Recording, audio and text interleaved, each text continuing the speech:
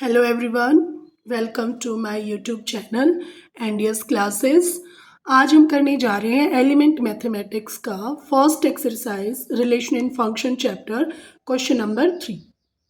Okay, question करने से पहले आपको पता होना चाहिए कि रिलेशन जो है वो सबसेट होता है Cartesian product of two non empty sets. Non empty sets का नाम हम लिख देंगे A and B. Okay, start the question. If A is equal to 1 2 3, A कोई भी सेट गिवन है, आपको शो करना है हमें कि जो रिलेशन है, रिलेशन के अंदर ऑर्डर पेयर डाल रखे हैं, इसने रिलेशन आपको बना के दे रखा है, is reflexive but neither symmetric nor transitive. Okay, तो अगर आपको पता हो तो रिफ्लेक्सिव सॉल्यूशन किसको बोलते हैं? रिफ्लेक्सिव सॉल्यूशन वो होता है जिसके अंदर एलिमेंट्स खुद के साथ रिलेट होके आते हैं। रिफ्लेक्सिव रिलेशन में क्या कंडीशन डालेंगे? For all A belongs to a, ये स्मॉल ए एलिमेंट को शो कर रहा है, कैपिटल ए सेट को शो कर रहा है। सभी ए जो सेट के अंदर है, ए हमारा रिलेशन में यानी एलिमेंट खुद के साथ रिलेट होके रिलेशन में चला जाना चाहिए, उसको बोलते हैं रिफ्लेक्सिव रिलेशन। आप देखो हमारे सेट में एलिमेंट क्या है? 1 2 3, यानी ये ए की वैल्यू है, स्मॉल ए की वैल्यू क्या है? 1 2 3। क्या 1 1 रिलेशन में है? 2 2 है 3 3 है। तो हम क्या लिखेंगे? रिफ्लेक्सिव रिलेशन की जो कंडीशन है वो होल्ड हो जाती है। क्या? For all A belongs to given set A belongs to R, therefore R is reflexive. Simple, आपको इतना लिखना है, आर इज रिफ्लेक्सिव। अब कहा बट नाइदर सिमेट्रिक। अब सिमेट्रिक के लिए क्या कंडीशन होती है? सिमेट्रिक, ध्यान है आपको, सिमेट्रिक होता है बेटा for all A B belongs to R, B A belong होना चाहिए रिलेशन में, वेयर ए बी हम कहाँ से लेंगे? सेट ए से लेंगे। ये फॉर ऑल का सिंबल है। इसने क्या कहा? अगर ए बी मतलब अगर ए बी एलिमेंट रिलेशन में है तो उसका अपोजिट बी ए भी रिलेशन में होना चाहिए। लाइक अगर 1 2 है तो 2 1 भी होना चाहिए। देखिए कैसा है इसमें, तो नहीं, हम सीधा लिख देंगे now 1 2 belongs to R, but 2 1 not belongs to R. Therefore, given R is not symmetric. Okay.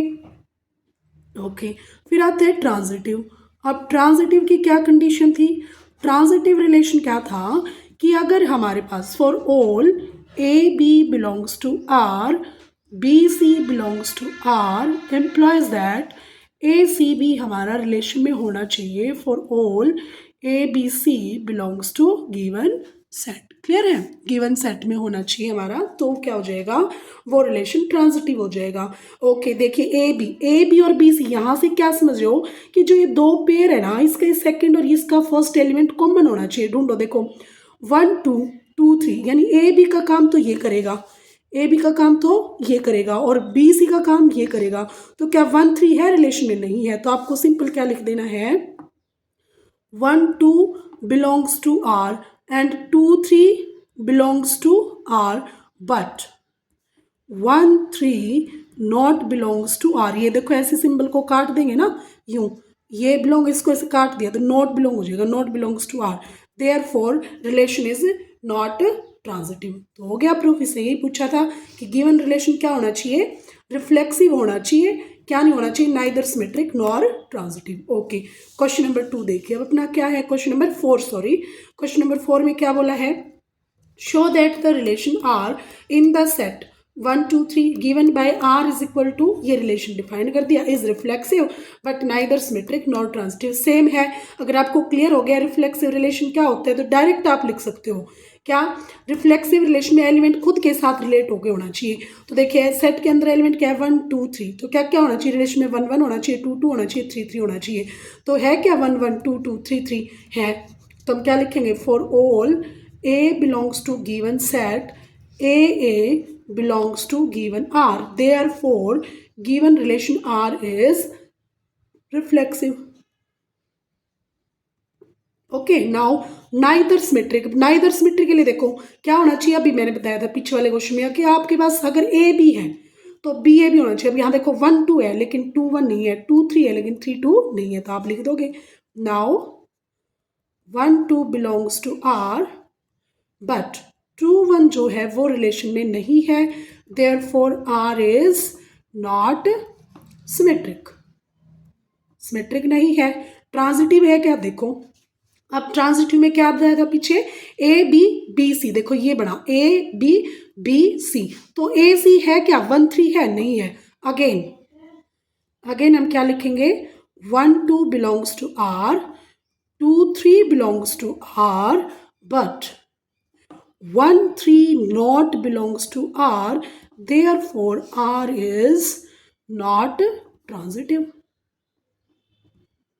Clear हो गया ऐसे।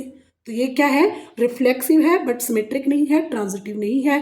बेटा क्वेश्चन करने से पहले ना हमें रिलेशन, कौन से रिलेशन को क्या बोल रहे हैं, कौन सा रिलेशन सिमेट्रिक है, कौन सा रिफ्लेक्सिव है, कौन सा ट्रांजिटिव है, इसकी मैं पहले क्लास में करवा चुकी हूँ। अगर आप थोड़ा बहुत कंफ्यूज हैं तो प्लीज़ उस क्लास को एक बार देख लीजिए। फिर आता है हमारा क्वेश्चन नंबर 5। क्वेश्चन नंबर 5 क्या बोलता है, show that the relation R in the set 1 2 3 given by this it's symmetric but neither reflexive nor transitive। yes, अगर आपको ये दो क्वेश्चन इजीली क्लियर हुए हैं तो आपको ये बिल्कुल आराम से सॉल्व कर सकते हैं। क्या सिमेट्रिक है, सिमेट्रिक में क्या होता है, ए बी बी ए होना चाहिए। तो देखो 1 2 है, 2 1 है, तो हम क्या करेंगे सॉल्यूशन में, for all A B belongs to R, B A belongs to R, therefore R is symmetric, symmetric तो ये है।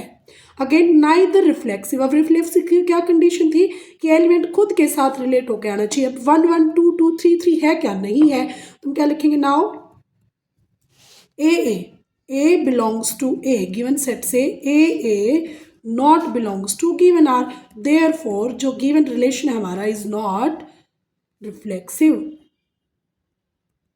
ओके, अगेन नॉट ट्रांजिटिव, अब ट्रांजिटिव में क्या था, ए बी और b c, a b b c, अब ए सी यानी 1 1 है, क्या लिखेंगे, again 1 2 belongs to R, 2 1 belongs to R, but a c क्या बनेगा, 1 1 1 1 not belongs to R, therefore given relation is not transitive, ये ट्रांजिटिव भी नहीं है। हो गया प्रूफ, ओके क्लियर हुआ।